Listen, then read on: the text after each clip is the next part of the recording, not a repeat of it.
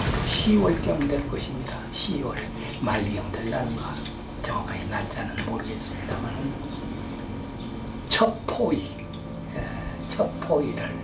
했는데 그날 따라서 안개도 좌우하고 그랬어요. 날이 채 밝기 전 마을은 아직 어둠과 안개 속에 잠들어 있습니다. 한 무리의 경찰들이 무장을 한 채 나타납니다. 여기 상황으로 보면은 정말로 비극이었어. 그야말로 밤에는 인민공화국이고 낮에는 대한민국이고 이런 처지였어 여기가. 혼돈의 시기, 경찰의 총뿌리는 누구를 향했던 것일까요?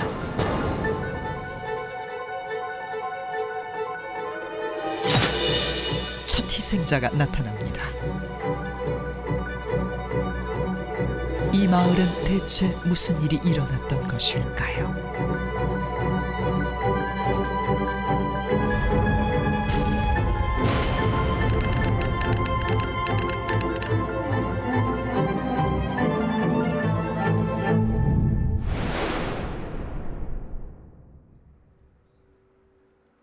월출산 서쪽 자락에 자리한 영암군 군서면 구림마을.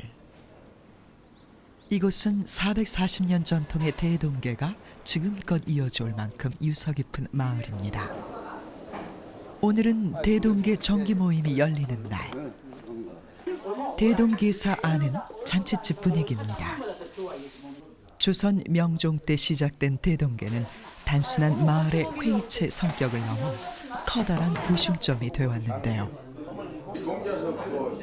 현재 대동계원은 73명으로 마을 지도자로서의 자부심이 강합니다.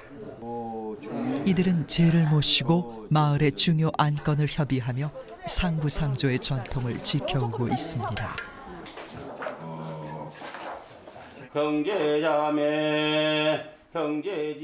구림 대동계원이 되는 것도 까다롭습니다. 학문과 덕망을 갖춘 사람으로 개원들의 3분의 2 이상의 찬성을 얻어야 합니다. 우리 대동계가 이처럼 우리 선현들의 뜻과 어른을 공경하고 어려울 땐 서로 더불어 사는 삶의 미덕을 지켜온 대동계원들. 전통의 가치가 사라지고 공동체가 해체되는 요즘 후손들에게 큰 가르침을 주고 있습니다. 마을 중심에 웅장하게 서 있는 회사정. 대동계의 집회 장소로 주민들이 유희를 즐기거나 마을의 현안을 논하던 공간입니다.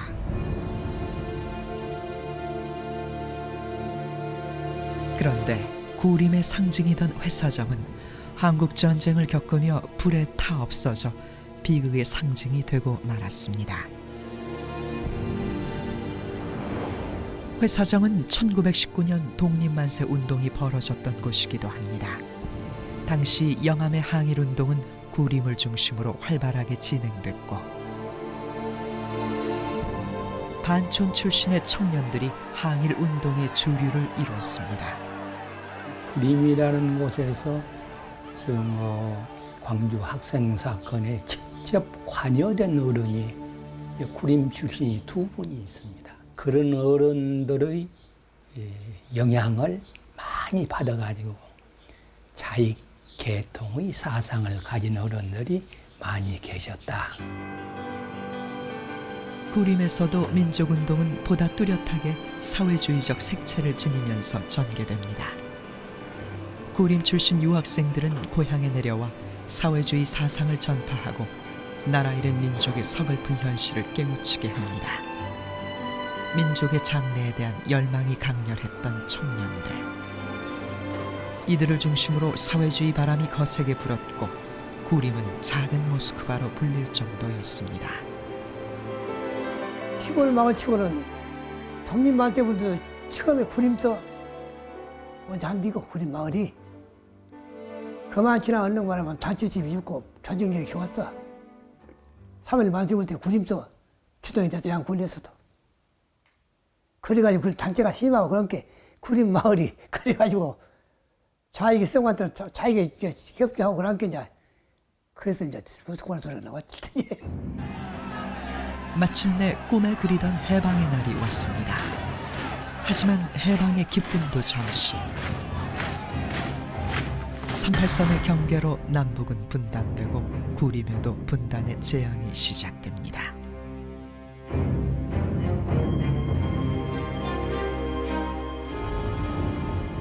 최삼순 할머니는 아직도 그때 배운 노래를 기억하고 있습니다. 유전이면 나지 나랑 뺀다니 못하고 조금 영리하고 공부 꽤나 한 사람은 거자 다 그쪽으로 머리 썼어.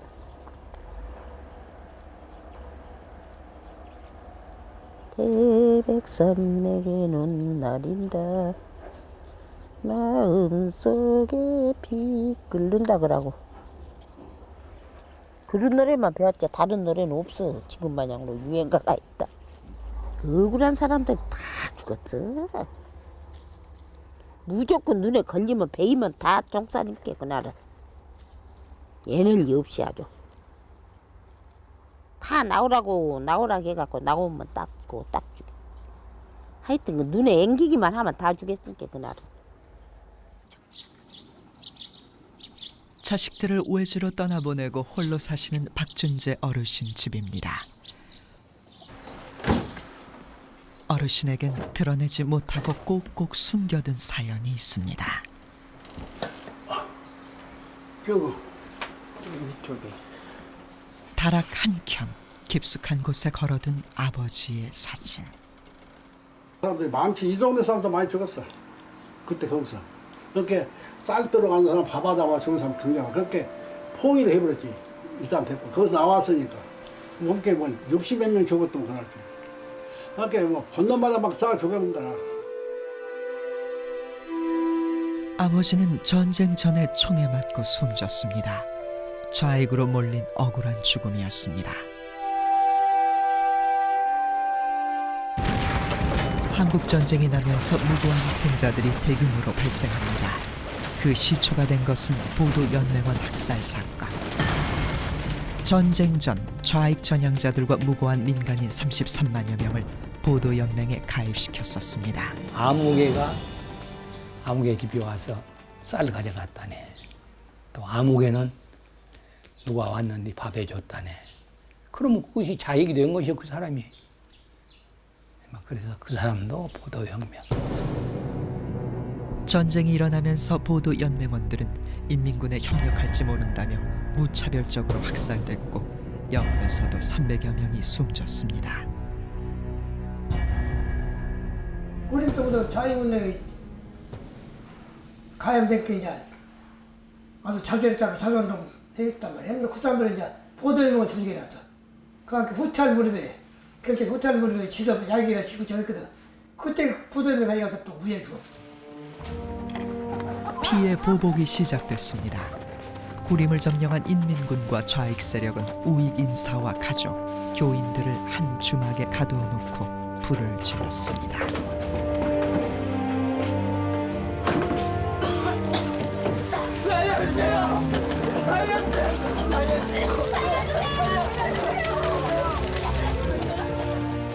감금된 주민들은 모두 불에 타 희생됐습니다.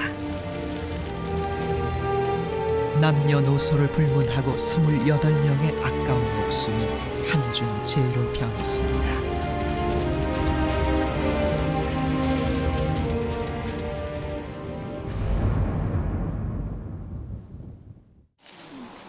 최창규 어르신은 당시의 정황을 상세히 기억하고 있습니다.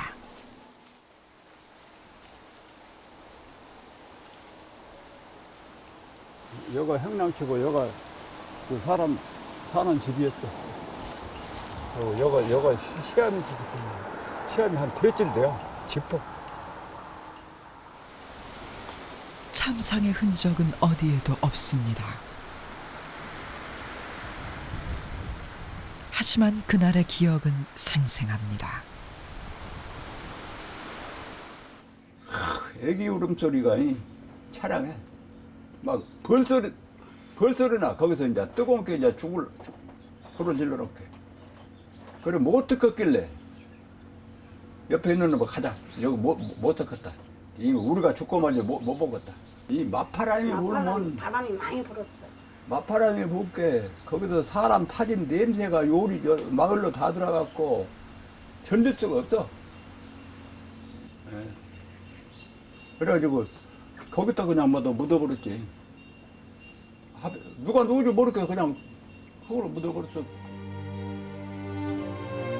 아무 잘못 없는 주민들이 분풀이와 복수의 제물로 잔혹하게 희생되었습니다.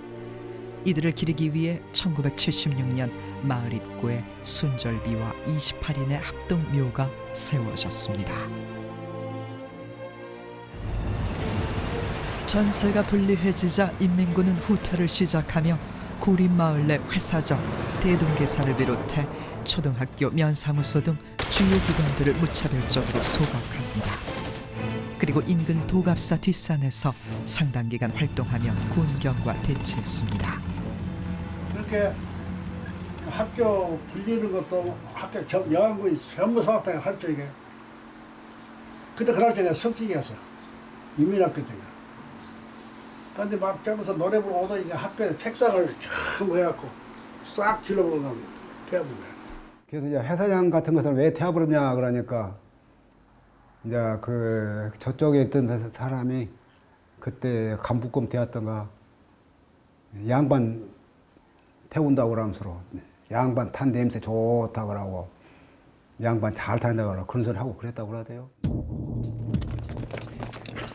1950년 10월 17일 새벽 구림에 무장을 한 경찰들이 진입합니다.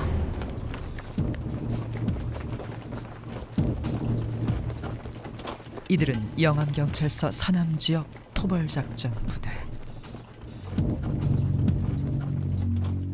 야경을 주로 어떤 야경을 하느냐 그러면은 경찰들이 진입을 할 줄 모르니까 그 요소에다가 배치를 해가지고 경찰이 오면은 경찰이 온다. 뭐 경찰이라고도 안 했죠. 그때는 개라고 했다. 속칭 개가 온다. 맨 처음 희생자는 새벽 일을 나가던 머슴이었습니다.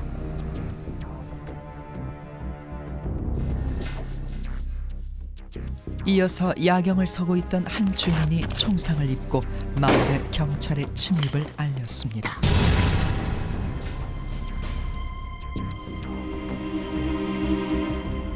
이른 새벽 5시경리가 될 거예요. 그때 난데없는 총소리가 나. 그러니까 어쩔 것입니까? 주민들도 놀래지만은 그 야경을 하던 사람들도 몹시 그 고된 저녁을 보내다가 잠을 자고 있는 사람도 있겠고 또 자기 집에 가려고 하는 사람도 있고 하는데 그렇게 총소리가 나니까 자왕무왕했겠죠. 경찰은 이날 아침 구림을 포위하고 주민들에게 모두 나오라고 명령했습니다. 경찰과 주민들 간의 일촉즉발의 상황. 공포했던 주민들은 어디에든 몸을 숨기고 생사의 기로에 서야 했습니다. 당시 구림을 향한 경찰의 적대감은 뜨거웠습니다. 10월 초 영암은 수복이 됐지만 구림은 좌익에 점령돼 미수복 상태로 남아 있었습니다. 경찰로선 좌익의 근거지 구림을 반드시 수복해야 한다는 압박이 강해졌습니다.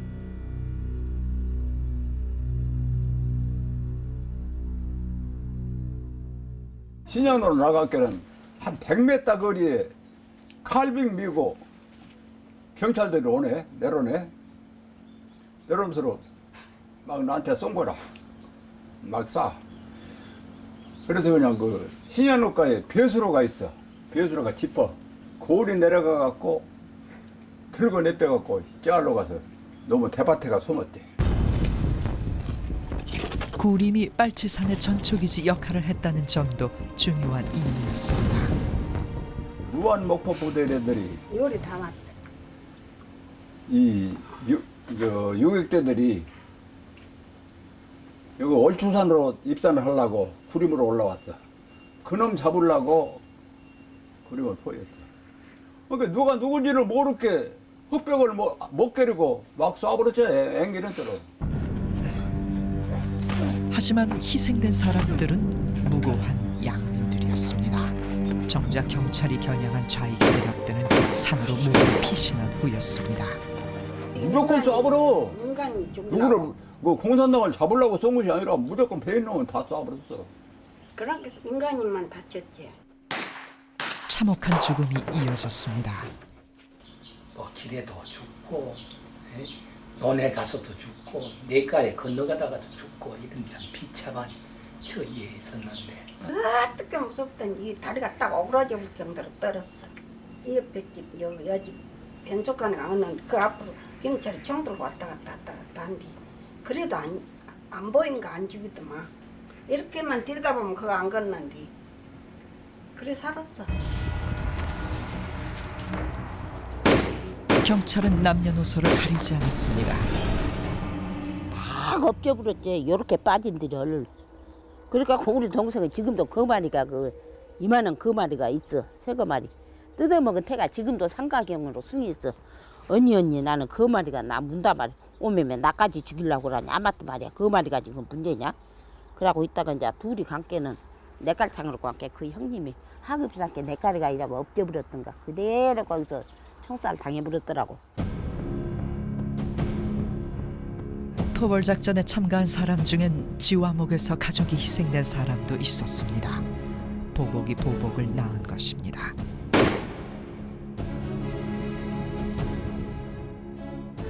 내 집사람하고 내 누나하고 내 동생하고 다섯이가 숨어서 살았어. 그러니까 내 자영은 이제 여기서 계셨기 때문에 저 순사는 암흑의 순사 암흑의 소리다. 그 양반이 가족을 많이 죽었어. 가족이 마누라, 여동생, 남동생, 애기, 시아버지, 시어머니 7 식구인가 여하튼 죽었어.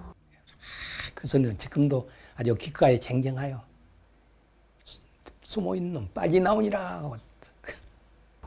그렇게 이제 그런 사람이 눈에다 불을 빌가에 쓸 테지. 그래갖고 아주 구림이 머스코바로 소문난 게 아니오. 그렇게 무조건 죄 있고 없고를 떠나서 막 앵긴 사람은 다 그날 총살해버렸어. 구림서는. 당시 경찰은 상대포 방향을 향해 3곳으로 나뉘어 구름을 포위하며 보이는 대로 사살했습니다. 첫 포위 사건에 동력된 병력은 약 3개소대 100여 명가량. 경찰과 우익단체들이 섞여 있었습니다. 집 밖으로 나온 주민들은 곳곳에서 퇴로를 차단당한 채 죽음과 마주해야 했습니다. 경찰이 지금 학교 지서졌지만 옛날 동산이었거든. 뺑 둘러쌌었어. 6.25 아치게 동산이 뺑 둘러싸갖고 여기까지 와갖고 나는 만났어도 살았다니까.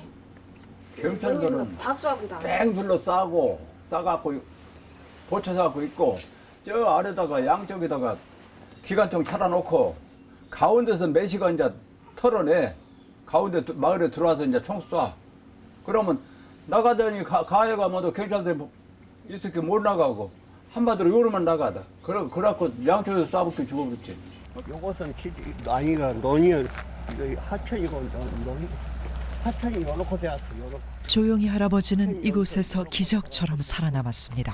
뭐 콩터지기 튀었지 뭐 양쪽 편에서 막 쏴들 콩포도 쏘고 사람한테 쏘기도 하고 이 다리 저 방천동 막남에가 거가서 이렇게 엎졌다가 그렇게 저기서 총 쏘고 여기도 쏘고 그렇게 그저태까지 총알 가재 저기서 요리 4백 놈 쏴보니까 얘네들이 같이 전부 죽었지. 그러니까 여기서 쏘고 여기서 쏘고 해보니까 저 마을에서 쏘고 몇십 명이 경찰이 들어가고 요리 4백 놈을 다 쏴 죽여버리니까 얘네들이 죽었지. 저기 못 가고 죽었지. 나는 4배씩 살았고 그러니까 얘네들이 가서 송장이 전부 잡아요. 싱크 달릴 때 안 죽으려고 싱크 달렸어. 총알 맞았으면 죽어버렸을 건데 그것이 천우이로 총알을 몸 귀신이 총알을 피해 줬으니까 살았지. 죽고 죽이는 피비린내 나는 비극의 사슬. 무고한 양민의 희생은 컸습니다. 첫 포위 사건으로 희생된 사람은 유족회 추산 78명. 하지만 실제 희생자는 더 많았을 것으로 추정됩니다. 우리 낮에는 경찰 심부름하고 저녁에는 공산당 심부름하고 그래. 대한민국 국민들이 전제가 나뿐만이 아니라 그러면 죽여볼게. 안 죽을란게 바람대를 놓는 대로 살아야지. 그러고서는 그때는 내 요래껏 사는 것이 문제일게. 전쟁 전후로 일어난 반복적인 학살. 전선의 군인들보다 후방의 민간인들이 더 큰 피해를 입었습니다. 이는 군인에만 해당되는 일이 아닙니다. 제2전선은 심지어는 하루, 낮과 밤을 경계로 진행되었기 때문에 쉽게 말하면 현실적으로 주민들을 규제하는 권력이 아주 급속하게 변했다. 따라서 그런 변화가 심한 그런 지역일수록 모든 주민들은 자기의 원래의 어떤 그 의지나 이념이나 이런 것에 관계없이 심한 그 경랑의 파도에 휩쓸릴 수밖에 없게 되었다. 뭐 그런 거죠. 그래서 당시에 이 어떤 이념적인 그런 그 표지로 분류되는 사람들의 경우에 많은 경우에는 자기가 스스로 선택했다기보다는 그런 상황에서 휩쓸려간, 그래서 만들어진 이념이랄까요? 그런 것에 의해서 농촌 사회가 지배되었다.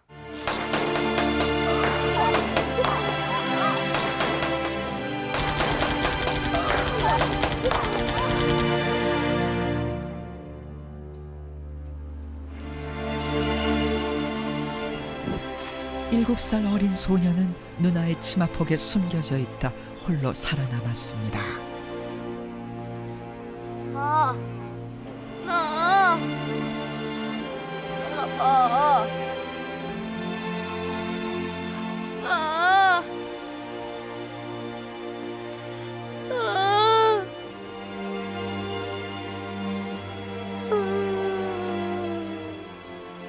살아남은 고통은 온전히 소년의 몫이었습니다.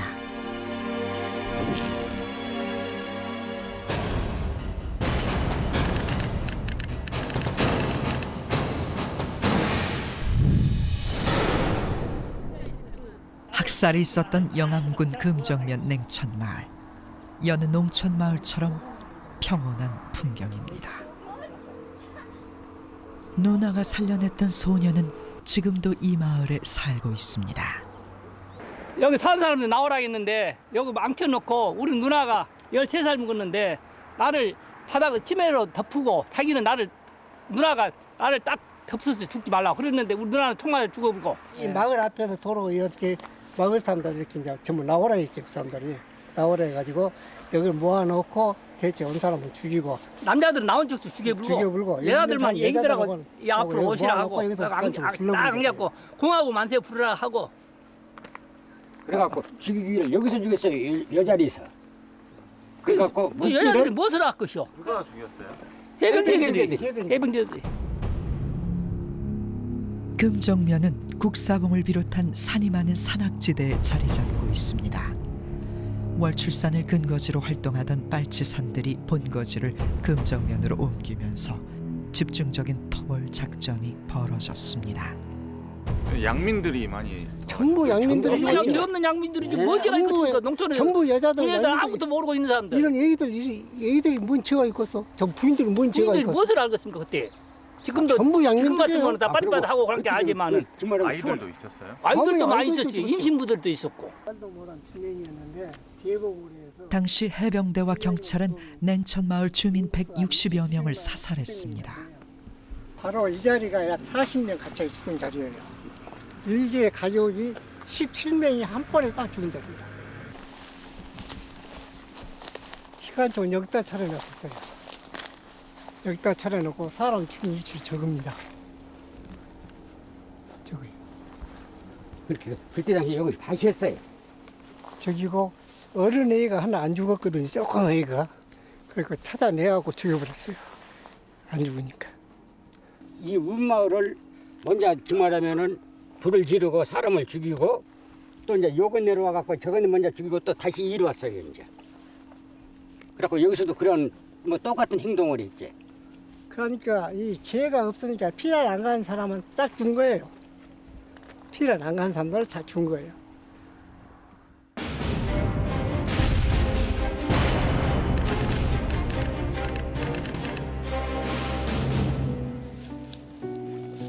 올해로 75세인 장재수 할아버지는 한국전쟁에서 8명의 가족을 잃었습니다. 1951년 국군은 한평 불갑산 일대 빨치산 토벌작전 중 피난민과 인근 마을 주민들을 연행해 빨치산이란 이유로 집단 총살했습니다.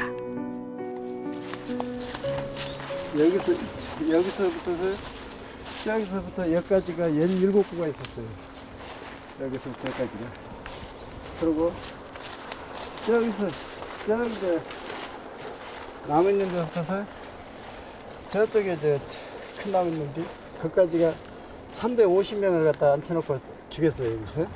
그랬는데 여기서 159구가 나왔는데 1살짜리 어린애가 2살짜리, 3살짜리 서인가 너인가 나오고 여자들이 39명이 나오고 이제 그 다음에 마다 50살, 60살마다 영감들 그분들이 여기서 죽었는데 수제 고무신 희생자들의 유골과 유불도 발굴되었습니다. 고무신, 고무신, 탄피, 담뱃대 어디 보면은 구슬도 나오고요.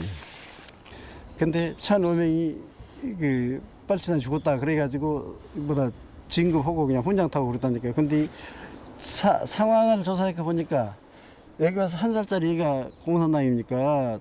뭐인가 여자들이 공산당입니까? 전부 민간들이 피로 나왔고 옹기종기 있다가 여기 와서 참변을 당해본 거죠. 이제 그나마 잡힌 사람들 그러고 도망가다 산에 넓힌 사람들이 어떻게 말하면은 뭐 눈날에 듣기 산이 허해요 그냥. 그래가지고 피가 흐를 정도예요. 그렇게 죽었어 사람들이. 유족들은 당시 불갑산에서 1000여 명의 민간인이 학살된 것으로 추정하고 있습니다. 학살의 시대, 낮과 밤을 바꿔가며 군경과 빨치산이 점령할 때마다 애꿎은 주민들만 처참히 희생되었습니다.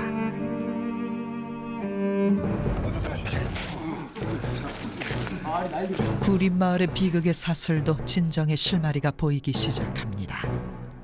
우리 이대로 가다간 마을 사람들이 전부 다 죽어. 더 큰 희생을 막기 위한 결단이 필요했습니다. 다른 데는 개별적으로 가서 또 자수를 했는데 여기는 죄가 있건 없건 간에 경찰서에 가서 나는 이런 일을 했습니다 하고 자술서를 써가지고 제출을 해서 같이 온 동네 사람들이 모두 가서 좌우 상관없이 모든 주민들 간에 이루어진 합의. 여기에는 대동계의 공동체적인 전통과 리더십이 작용했습니다. 자익은 자익대로 해서 우익 때문에 죽었다 하고 우익은 자익 때문에 죽었다 하고 이러니 그것이 화합이 되었어요. 또 급한 해 가서는 이제 경찰이 수복이 되고 나라가 수복이 되니까 말 못할 사람들은 자익운동을 했던 사람이 말을 못해.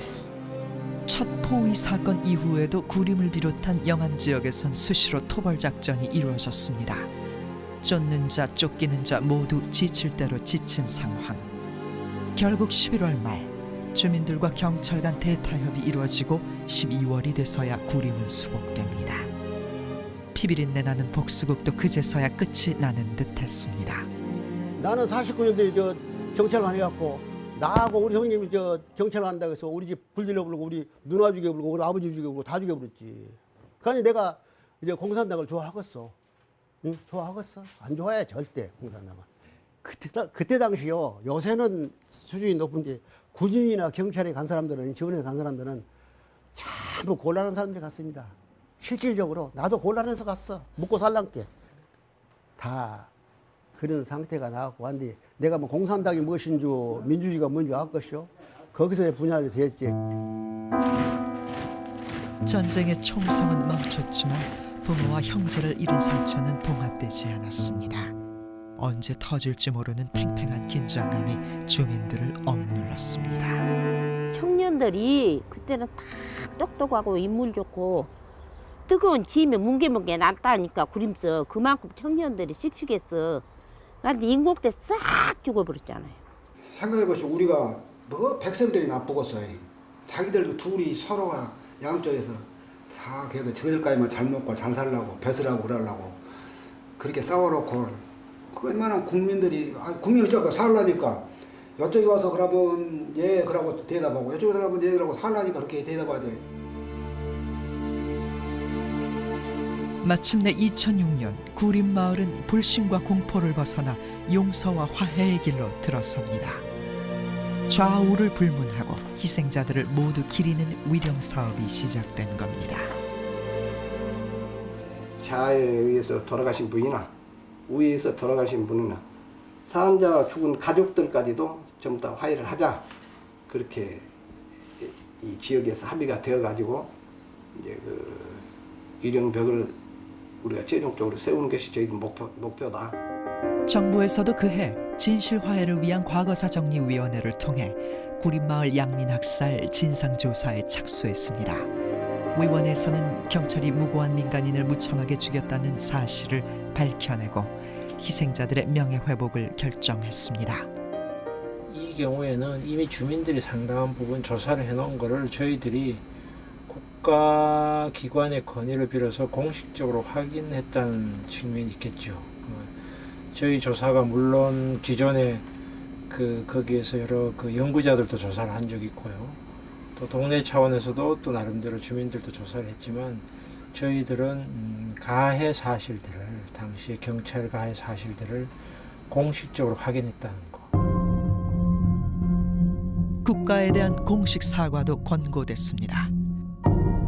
희생자를 위로하는 위령사업을 할 수 있도록 국가나 지방자치단체에서 지원할 것도 명시했습니다. 반세기 만에 밝혀진 진실. 가장을 잃은 가족들은 참 힘든 시간을 버텨야 했습니다. 이것이 한 아버지가 25살 때 25살 때 촬영했다고 해야 돼. 그러니까 만 한 39세? 40대 이렇게 현재 나이로 하면 40대 그때 돌아가겠어요. 그러니까 한참 때지 이제. 내가 15살 때고 우리 누님이 18살. 그러니까 우리가 살기가 무지하게 어렵지. 어린애들 아니요. 20대가 못 되었으니까 20세가. 그래 그때까지 이제 그러고 사는데 이제 내가 이제 76살 되어서 이렇게 나이가 우리 아버지 이제 꼭 3편이지. 진실은 규명됐고 아버지의 명예는 회복됐지만 그뿐이었습니다. 이거 항상 본다마자 그냥 보다가 그냥 나도 그러고 그러니까 최규관 주적 한자가 저희 아버지거든요. 그때 이제 동구림 조효순 씨. 남겨진 가족들의 지난한 삶은 그때나 지금이나 조금도 달라지지 않았습니다. 특히나 영볼이 방공으로 끌려가서 사살이 됐습니다. 독립운동을 했던 아버진 좌익 혐의 때문에 유공자로 받아들여지지도 않았습니다. 뭐 포타시오. 나 뭐 좀 물어보려고 왔는데요. 여기서 오래 살아겠어. 한 60년 살았어요. 아 그러겠어요. 그럼 옛날에 여기 일본 놈들이 파는 방공호가 있었죠. 여가. 일본은 방구 어떻게 이거 있었는가? 근데 다 매겨버리는데다. 그러니까. 예. 여기 겨울에 아주 길게 이렇게 파장은 있었어요. 저쪽에 나무 저기 있는데 저기 말이에요. 그렇게 파였어요? 네, 저기 많이 파졌었어요. 아. 방공호가. 그때 그래갖고 그 난리통에 와서 많이 죽었어요. 그거 다 사람 많이 죽여버리고 그랬죠. 1951년 아버지를 비롯한 수많은 사람들이 이곳에서 경찰에 의해 총살당했습니다. 혐의를 조사하거나 판별하는 절차도 없었습니다. 그러니까 항시 돌아봐야지 여기서 그랬구나. 영원히 아버지가 혼이 여기서 나갔구나. 우리 아버지가 여기서 객사했구나. 객사. 그 죽기 싫었거든데 사람이 죽고 싶은 사람 하나도 없지. 그런데 묶어서 끌려가갖고 죽으러 간다 할 때 그 오직 했거든 그 심정이. 그래서 여기서 힘이 없으니까 별 수 없이 죽는 거지. 그랬다 싶으면은 내가 그냥 스쳐가다가 우리 아버지 혼여가 있다 그런 생각이 들어가지고. 야만의 시간. 포성은 오래전 멎었지만 무고하게 희생당한 이들과 그 가족들은 여전히 전쟁의 그늘에서 벗어나지 못하고 있습니다.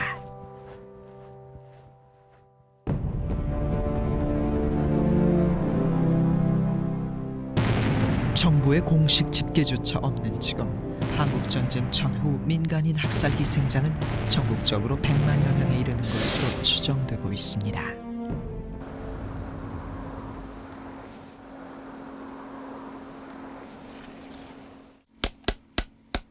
올해 75, 서각가로 활동하는 최의진 할아버지에겐 아픈 기억이 있습니다. 하여간 학교 다니고 공부할 때는 공부에 미쳤고 지금은 이제 서각에 미쳐있다.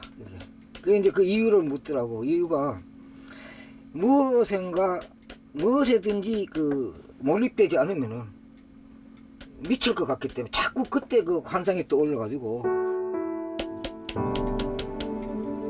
그는 문경 학살 사건의 피해자입니다.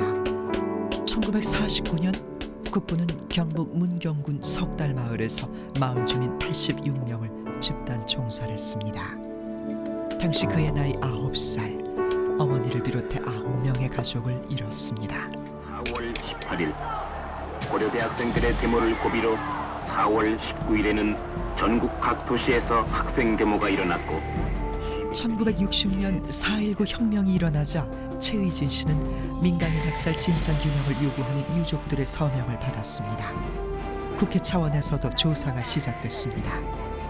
학살자 색출해가지고 처단하고 일어납니다. 처단하고 그 다음에 이 피학살들에 대한 그 피해 배보상을 해주고 그 다음에 위령사업 이런 거를 해주는데 군경금 합동수사본부를 만들어가지고 그 다음에 여타 지역 그때 한 20일밖에 안 됐기 때문에 완전하게 조사가 안 된 거예요. 조사 안 지역도 안 된 지역도 조사해가지고서 이제 이게 그 해결하라고 이런 거 건의서를 그 정부에 내각 소관한테 낸 거예요. 하지만 5.16 쿠데타 이후 모든 게 물거품이 됐습니다. 주도적으로 활동했던 유족회는 국가보안법 위반 혐의로 사형과 징역 15년이란 중형을 선고받았습니다. 최의진 씨도 수배를 받고 쫓기는 신세가 됐습니다. 침묵은 강요당했고 역사적 진실 또한 은폐됐습니다.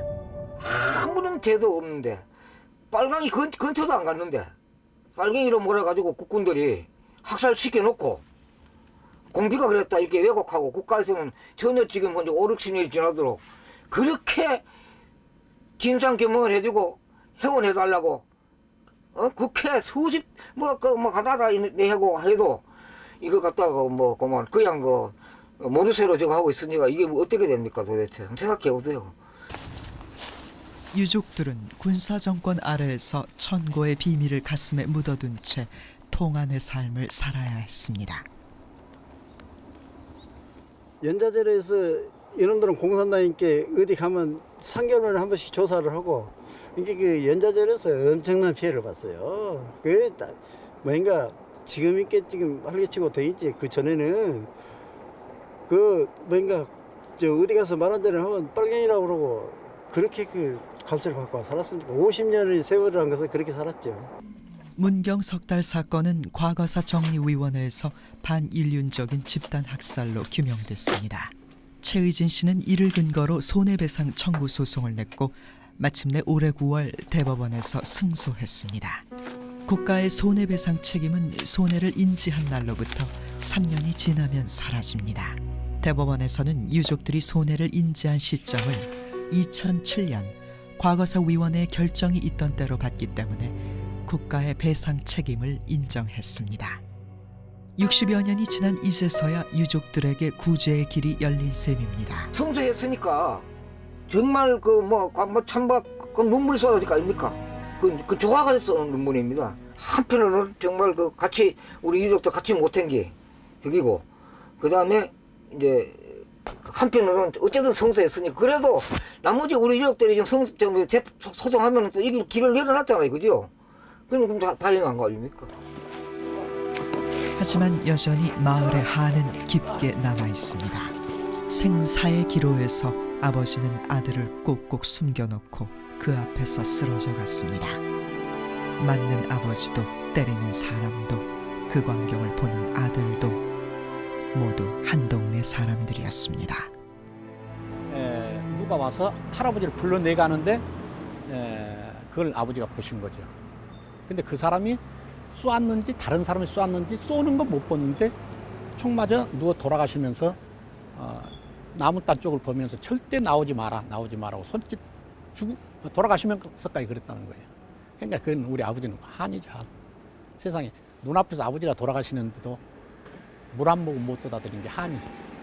돌아가신 자리는 아버지는 이미 원수를 가슴속에 묻고 용서하셨습니다. 그 옆에서 돌아가셨고, 그리고 옛날 점포가 이렇게 있는데 이쪽으로도 문이 있었지만은 뒤쪽으로 문이 터져가지고 이제 담장이 거의 없다시피 해가지고 안에서 보면 밖이 동네가 다 보였던 거예요. 여기가 간접적으로 얘기하시는 부분이 한 번 있거든요. 그 사람이 세상에서 나한테 제일 잘하고 있다 지금. 그 사람도 미안했겠죠. 그때도 서로 다 생존해 있을 텐데. 근데 그분이 저를 봐도 우리 집안 어느 아저씨보다도 더 아끼고 이뻐해주고 그랬어요. 어르신, 그게 다 무슨 소용입니까? 저희 가족이 다 죽었습니다. 아니야, 마음을 다스리게 해라. 보복을 낳는 거야. 구림의 유족들은 국가의 사과에 앞서 먼저 화해하고 용서함으로써 스스로를 치유했습니다. 더 넓은 의미의 또는 높은 수준의 공동체를 구현하려고 하면 그런 그 희생의 연쇄랄까 또는 분노나 한의 연쇄를 끊어내는 게 굉장히 중요했던 것이고, 바로 그게 이제 공동체적인 화해라고 하는 이름으로 표현되었다라고 저는 생각을 합니다.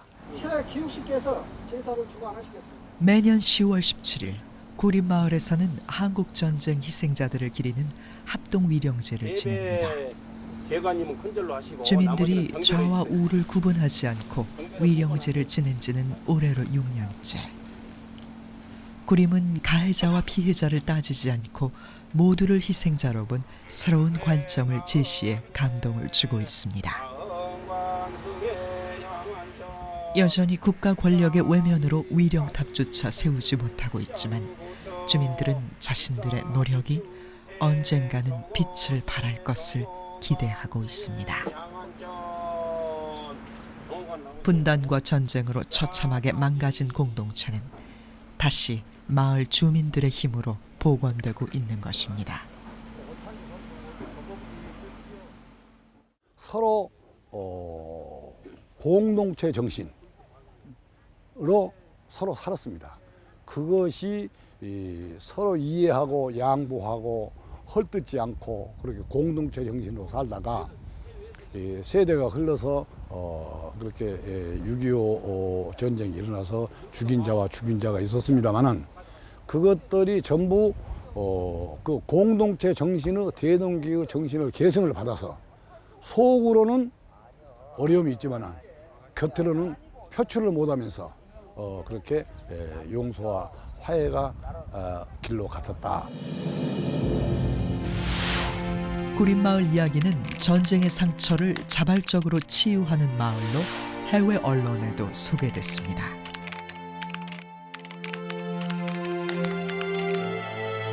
우리 사회에서 그 이데올로기, 과거에는 이데올로기였고요. 지금은 여러 가지 뭐 지역 간의 갈등이라든지 그다음 세대 간의 갈등이라든지 이런 것이 굉장히 큰데, 특히 앞으로 우리가 통일을 내다볼 경우에 통일 과정에서 우리가 부딪히게 될 이 남북 간의 갈등을 사전에 그 갈등의 비용을 줄일 수가 있고, 좀 그걸로 인해서 초래될지도 모르는 굉장히 좀 폭력적이고 비극적이고 이런 것이 또 우리 사회에 또 오지 않을까라고 우려를 많이 하는데, 그거를 막을 수 있는 하나의 그 안전장치 역할을 할 수가 있어요.